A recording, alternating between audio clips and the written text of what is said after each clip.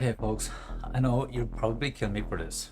I know it's fast approaching the 20th of July, let alone the 20th of June, and down tools.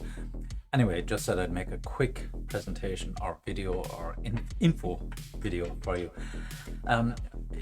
in relation to the postgraduate diploma in leadership. And we'd spoken before about some possible USPs or some ways of differentiating this from other programs, set our own mark or do something on that would be somewhat unique. And I've been digging out some old material, and I briefly mentioned this in conversations. I think I might have sent something to you, Dave, on email, or at least references inside there. But there's this concept of Heutagogy, and one or two of you might have heard me bantering on about this before. We've had pedagogy, we've had andragogy, and we have now Heutagogy, and it's been around, geez, probably 12, 14 years, give or take. Anyway, without going into a long spiel about it, I found some of my older material, and indeed some of this is going back to 2012 and 2014 and so on, and also a video that I did for you yourself, Teresa, on, remember, for the Academy of Management, and it was done up at the National College of Ireland, where I explained how I adapted some of the concept of Heutagogy onto the entrepreneurship, higher diploma in entrepreneurship. The basic premise is, as we say, our understanding of Heutagogy is self-directed or self-determined learning. God, I'll get it right yet. But self-determined learning, which is far more advanced, and it requires a bit of effort, really. But I think we, as a team, most certainly could develop this for the higher diploma in leadership, and possibly augment it even into master's level if the should we say, if the appetite is there. But certainly it has. I haven't seen it being done really anywhere else to this level. Certainly, we tried it out in the Entrepreneurship Academy, and I did bits and pieces of it then. But I think we've come a long way, and technology is far more enabling. In any case, I'm not going to keep bantering on. I have a couple of documents which I would have popped into the email with you already, and also what follows this presentation then will be a quick. It's actually about 15 or 16 minutes long of the video extract from the NCI, the Academy of Management presentation that I did to somewhat explain how this can be applied. In any case, I hope you're enjoying your break so far. This is just something to take maybe some of the boredom out of the usual academic stuff, whatever the case may be. But in any case, I'm going to start finishing up soon because I want to get down and watch Star Trek Motion. What's it? Oh, the undiscovered territory, something like that. Anyway, folks, I'll talk to you, but have a look at this and see what you make of it. I know it's up on YouTube, but then again, that's just the way I do things to rather than writing a long-winded email. It's even worse, a long-winded video. Anyway, have a look, mull over to see if we could possibly adapt some elements of this for use in the higher diploma. My understanding, everything is looking good, that we're going to have another cohort, and so on, so on, so on. Okay, folks, I'll let you go and watch the transition into this other video, and catch you at the end.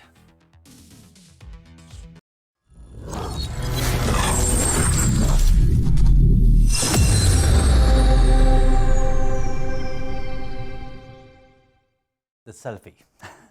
And just to give you some background on myself, I come from an industry background. I would have had over 25 years working with telecoms and IT companies, both here, multinational companies and so on. And I've worked with work-based learning through Middlesex University. I'd been a director of the Centre for Work, Irish Centre for Work-based Learning, which then morphed into the Centre for Advanced Professional Development. very much work-based oriented, and worked with companies like EMC, developing programs from them at master's and doctoral levels. EMC, IBM, Dell, Organish, Lumina, and just to name a few. But we're coming from the opposite end from Oren's presentation. But anyway, and also currently one of my roles is as Director of Entrepreneurship Academy above up in AIT, and that will be the focus of my talk today. So just moving on.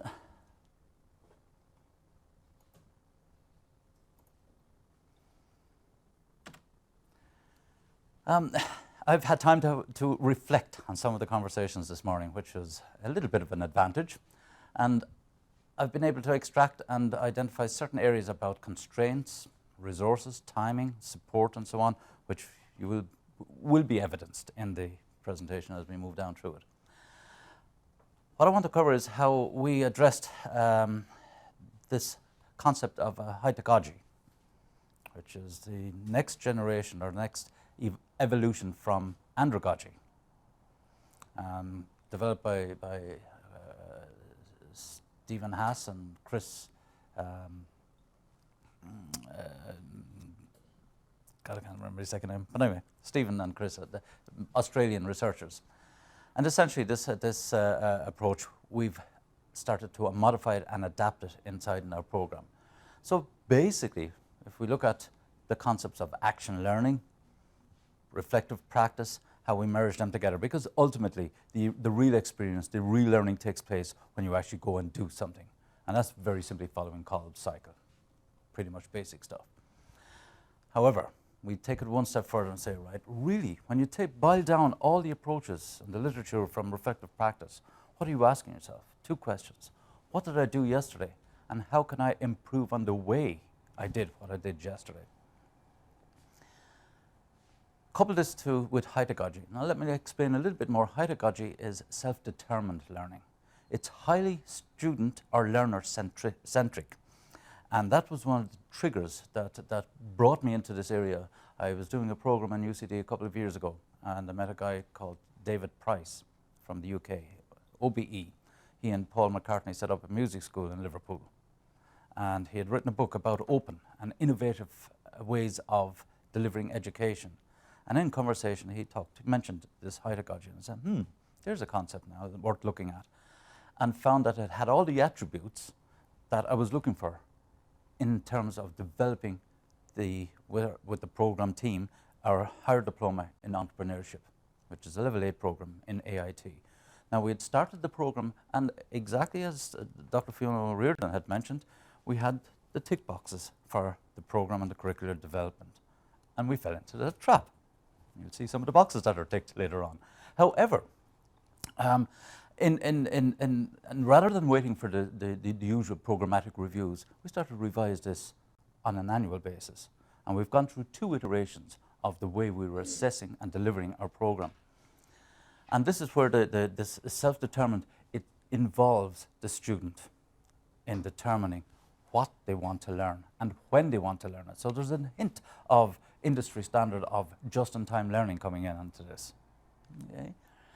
Now, a little bit of a crowded diagram, but it's the bones or the structure. It's a one-page template of the program that we offer on the higher diploma in entrepreneurship.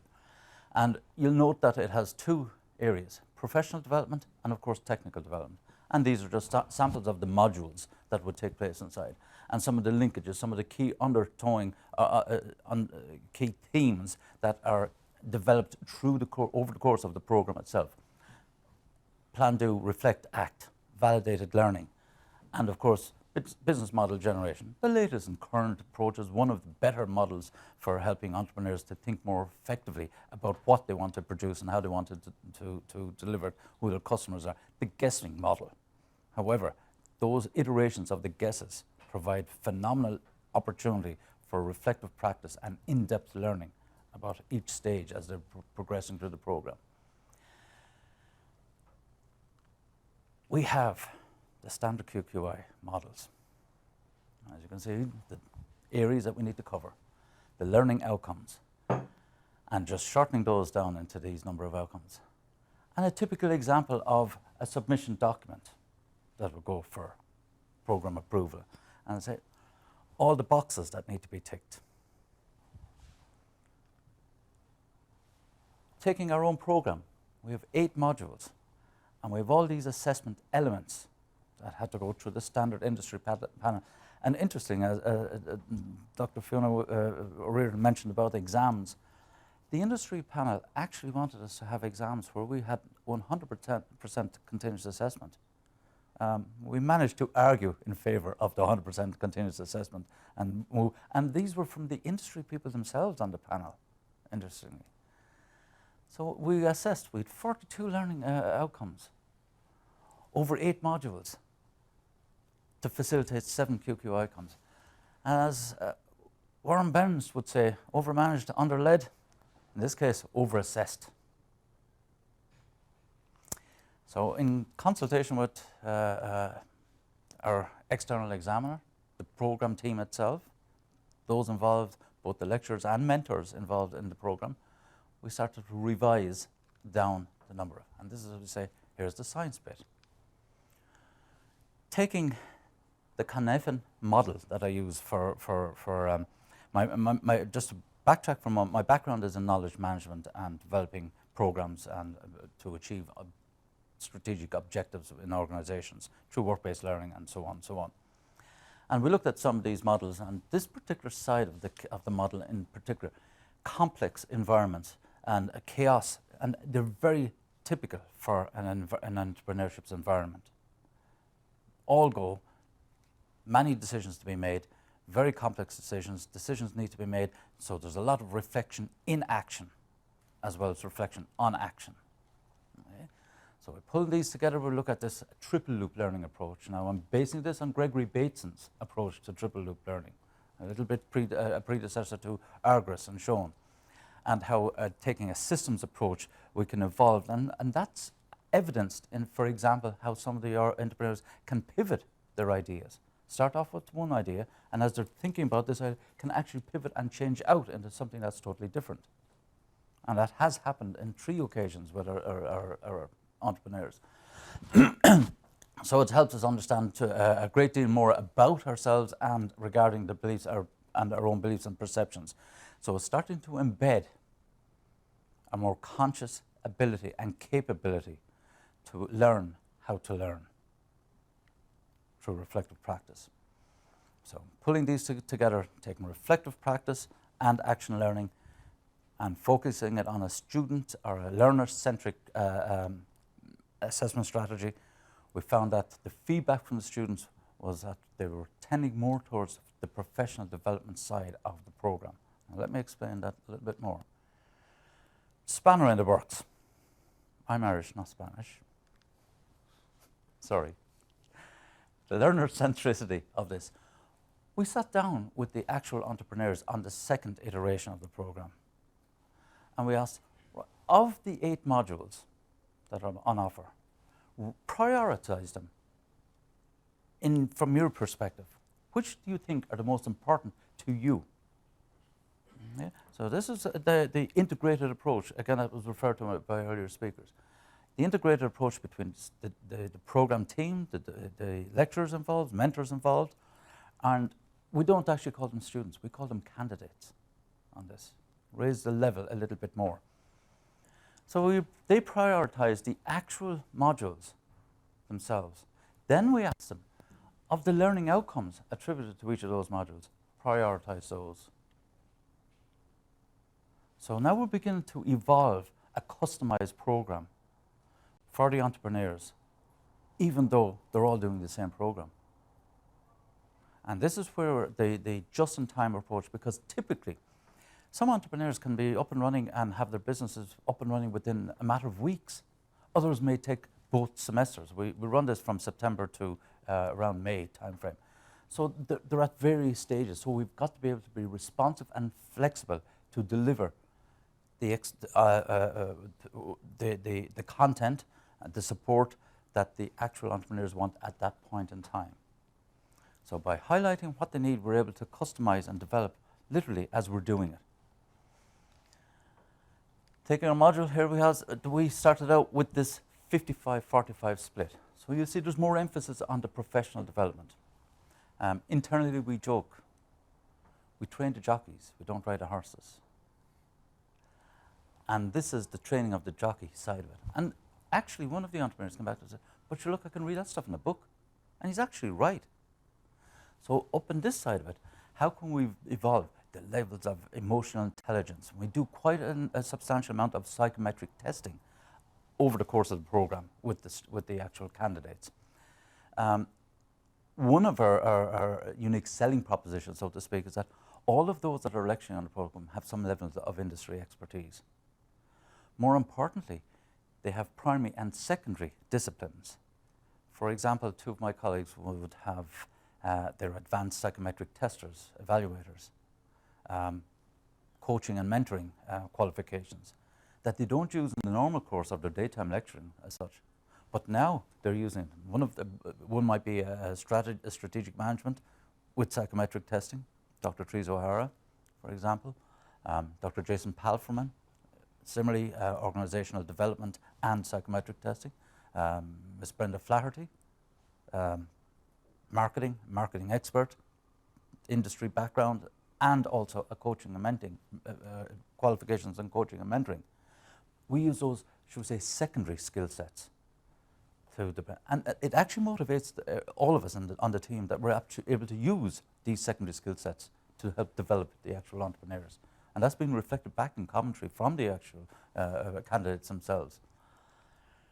So having identified and analyzed the data from two iterations of the program with the entrepreneurs, we found that we are moving more towards a higher split of the overall assessment towards the professional development side of 70% and the actual technical side of 30%, while still maintaining and holding the quality standards and learning outcomes.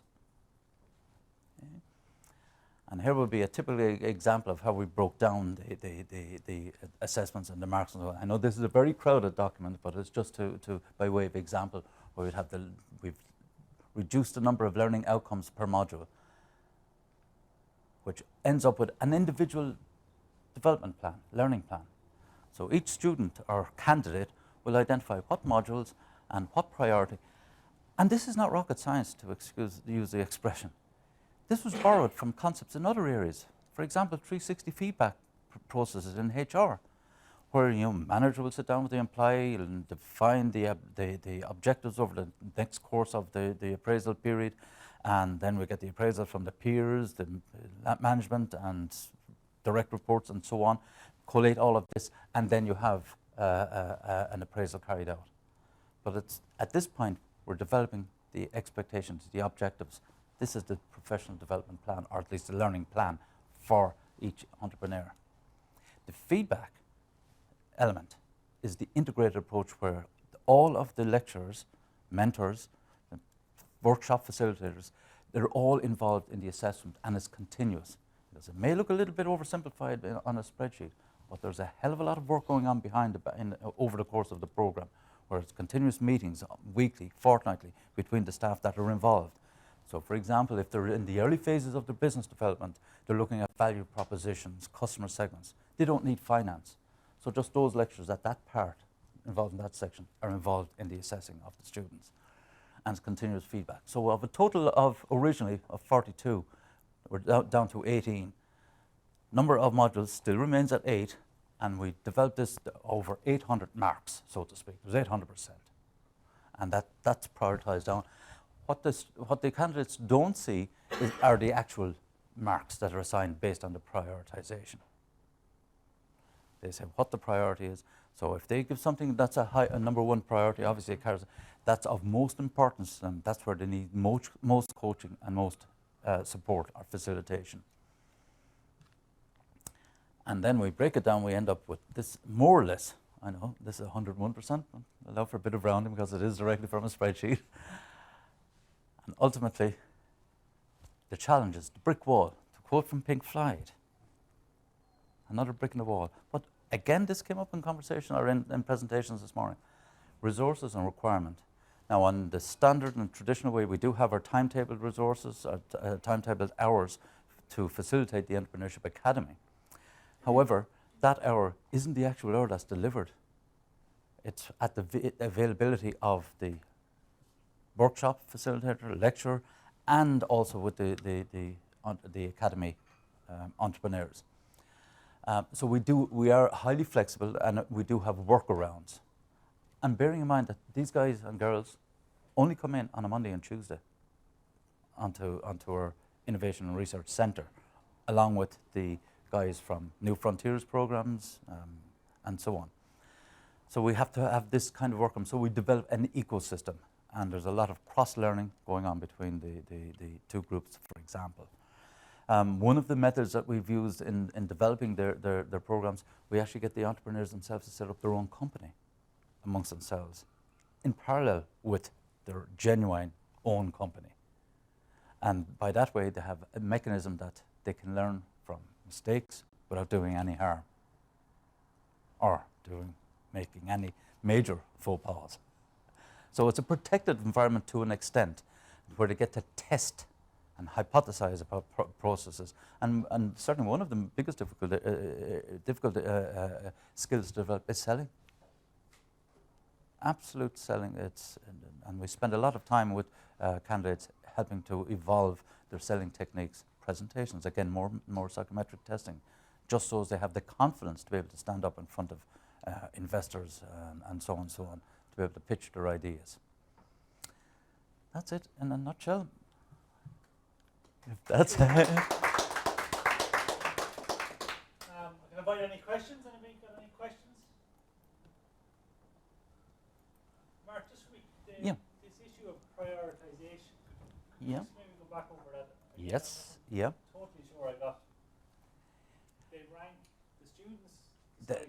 The students and along with the mentors and lecturers rank what's important to them in terms of what they need to learn.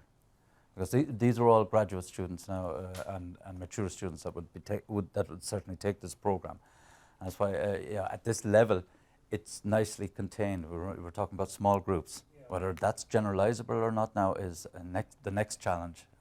I'm testing it with the level 7's Bachelor's of Business degree students, and there are 112 in that class, and then there's also some of those are going down the route of entrepreneurs. But to come back to your question directly, yes, we'll sit down because we have the framework laid out, and we'll say, right, some of them may already be business students, and they might not have the engineering qualification. So they'll say, right, look, I know about business planning, I know about pitching and all this. That's least priority, but I'm lacking confidence. I can't sell. I can't do this, and this. So they'll prioritize those modules that have that content, and then say, I need more support and more development in this area.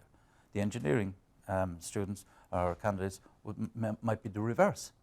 They might say, I need a lot more focus on financing. I'm not familiar with financing, therefore that becomes a key priority for them. But the interesting in the research when I had written up on this these approaches, both cohorts, when I overlaid a polar diagram of the data that I collected from, they were almost identical and all leaning towards the entrepreneurial mindset, creativity, innovation, and so on. That soft side of the development, so to speak. And was that because they thought maybe they could outsource or borrow the harder skills from somewhere else, or they would have Absolutely, good point. And as I actually wrote about that in the document. That was the feedback. Sure, one of the guys, sure, I can hire somebody else to do this stuff. I can hire an accountant. I can hire a marketing person, which was absolutely perfect and right to give that kind of feedback, insofar as that they can't be masters of everything as entrepreneurs, but we enable them to get sufficient knowledge that they're conversant enough and would know what's going on inside their businesses, but they're not the experts. They focus on particular areas. Okay. Yeah. Anybody else? Do you know the prioritising? They're given 1,000 marks, is it, and they allocate it between 8 modules? 800 marks, yeah. 800 marks, yeah. And let's pretend you 175 for your first one, is that it? That's how it approximated out, what yes. What implications does that have for how many hours you spend in these modules? Does it have any implications in that? No.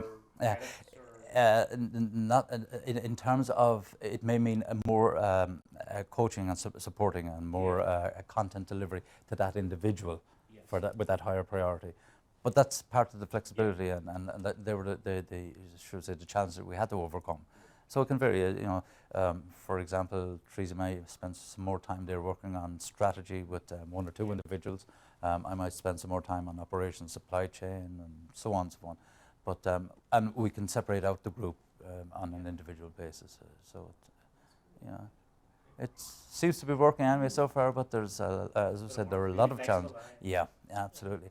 Again, it's the same theme coming up, flexibility and resources and buy-in from senior management as well. I was delighted to say that, from the program team's perspective, it was nominated for, shortlisted for the most innovative program and best business school at Grad Ireland. So, that wasn't from small beginnings, humble beginnings, but.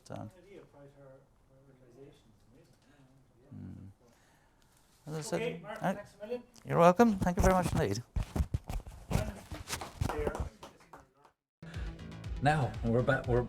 We're back again, and this is me playing with some of my technology again. As you can see, the big head. I hope you got an insight into that. The ways of doing the assessment, reducing the volumes of assessments, could be attractive. Getting more buy-in from the students is fundamentally the driver behind this, and getting them to determine their own learning and understanding, and us to become more enablers. It becomes highly customizable, which is the real plus on this, or the real positive outcome of this. I don't want to frighten anyone, but technically this was originally a concept and an area that I was actually going to do a second PhD in.